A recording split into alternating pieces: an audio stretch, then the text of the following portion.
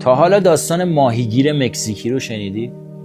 کریس ویلکس توی یکی از پادکستاش تعریف میکنه. یه روز یه بانکدار سرمایه‌گذار آمریکایی کنار اسکله یه روستای کوچیک ساحلی ایستاده بود.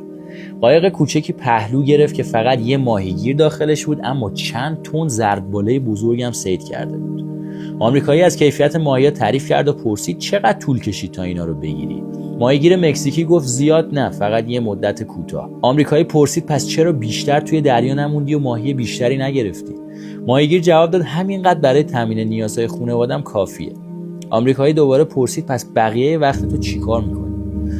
ماهیگیر گفت تا دیر وقت میخوابم، یکم ماهیگیری میکنم، با بچه‌هام بازی میکنم، بعد از ظهر با همسرم ماریا استراحت میکنم و هر شبم توی روستا قدم میزنم، با دوستام یه لیوان شراب میخورم و گیتار میزنم. زندگی من پر و کامل و شلوغه. آمریکایی خندید و گفت من MBA از دانشگاه هاروارد دارم. میتونم کمکت کنم.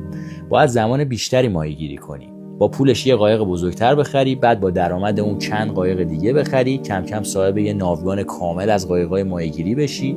به جای اینکه ماهیاتو به واسطه‌ها بفروشی، مستقیم به کارخونه‌ها بفروشی، بعدم کارخونه کنسرو سازی خودتو راه بندازی و تولید، فراوری و توزیع خودتو کنترل کنی.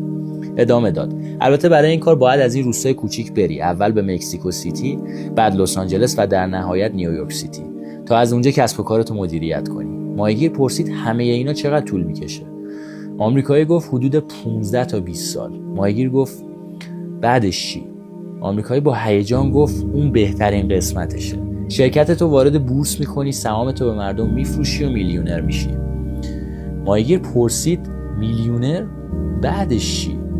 آمریکایی گفت بعدش بازنشسته میشی، میری توی یه روستای کوچیک ساحلی زندگی میکنی، تا دیر وقت میخوابی، یکم ماهیگیری میکنی، با بچه‌هات بازی میکنی، بعد از ظهر با همسرت استراحت میکنی و شبا با دوستات شراب میخوری و گیتار میزنی. بعضی وقتا زندگی خیلی ساده تر از چیزیه که خودمون پیچیدش میکنیم.